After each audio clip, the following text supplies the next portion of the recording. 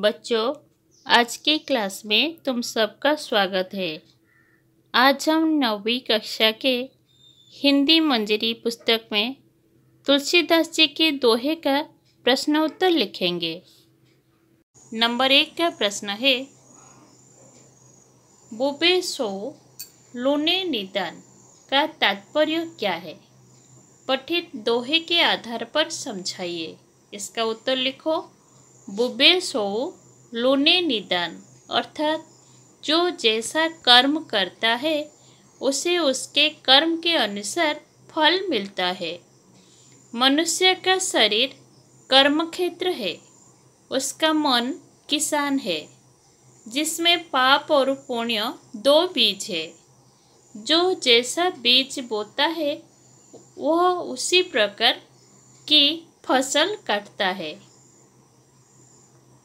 ख नंबर का प्रश्न है, किन किन लोगों की भलाई करने को अज्ञान कहा गया है?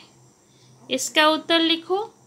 जो व्यक्ति जानबूझकर गलती करता है, जिस व्यक्ति के अनेक संतानें हो, अनेक मनोकामनाएं हो और समयानुसार जिनके आचार बदलते हैं, उन लोगों की भलाई करने को अज्ञान कहा गया है। ख नंबर में उत्तर इतना ही लिखो। फिर नंबर दो शॉर्ट आंसर है।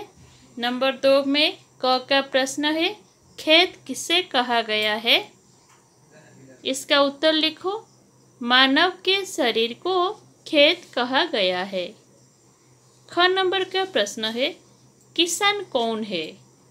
उसका उत्तर, मानव का मन किसान है। ग नंबर का प्रश्न, पाप पुण्य क्या है? इसका उत्तर लिखो।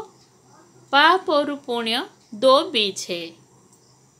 घ नंबर का प्रश्न है, जिसकी अनेक संतान हो उसकी भलाई चाहना क्या है? इसका उत्तर लिखो। जिसकी अनेक संतान हो उसकी भलाई चाहना मूर्खता है। फिर नंबर 3 का प्रश्न उत्तर लिखेंगे।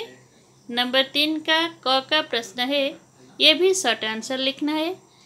मानव के शरीर को क्या कहा गया है? इसका उत्तर लिखो। मानव के शरीर को कर्मक्षेत्र कहा गया है। अब ख नंबर का प्रश्न, दो बीज कौन कौन से है? इसका उत्तर लिखो। दो बीज पाप और पुण्य है। ग नंबर का प्रश्न है, बार बार अपने आचार व्यवहार को बदलने वाले की भलाई चाहने को क्या कहा गया है? इसका उत्तर, बार बार अपने आचार व्यवहार को बदलने वाले की भलाई चाहने को मूर्खता कहा गया है। अब भाषा ज्ञान का उत्तर लिखो। भाषा ज्ञान में नंबर 1 का प्रश्न है, निम्नलिखित शब्दों के समानार्थी शब्द लिखिए। इन शब्दों का हमें समानार्थी शब्द लिखना है। काया का समानार्थी शब्द शरीर, किसान कृषक, सूत बेटा, नहीं तो पुत्र भी लिख सकते हो, मनसा मन। नंबर 2 में लिखा है, निम्नलिखित शब्दों का विलम्ब शब्द लिखिए। विलम्ब शब्द हमें लिखना है, पाप पुण्य, अज्ञान ज्ञान, अपर पार, नहीं तो अपर का सीमित भी लिख सकते हो। नंबर 3 में लिखा है, निम्नलिखित अशुद्ध शब्दों को शुद्ध करके लिखिए। शुद्ध कीजिए, मतलब जो शब्द गलती लिखे, जो शब्द में लिखने में वो अशुद्ध है, मतलब जो भूल लिखा है, हम लोग उसको ठीक करके लिखना है। तुलसी के देखिए, तुम लोग देखो, तुलसी का मात्रा वो छोटी की मात्रा दिया है, तो हमें उसको तुलसी का सही करके लिखना है। तुलसी में बड़ी की मात्रा लिखो, तुलसी। किसान शब्द में स का चेंज करना है। पुण्य लिखा है, जिसे हमें ठीक करके पुण्य लिखना है। सूत का ऊ की मात्रा वो गलती है, ऊ की मात्रा गलत लिखा है, ऊ की मात्रा को सही करके लिखना है। रुचि में वो रू में जो की मात्रा दिया है वो भी गलत लिखा है, उसको सही करके लिखो। रुचि।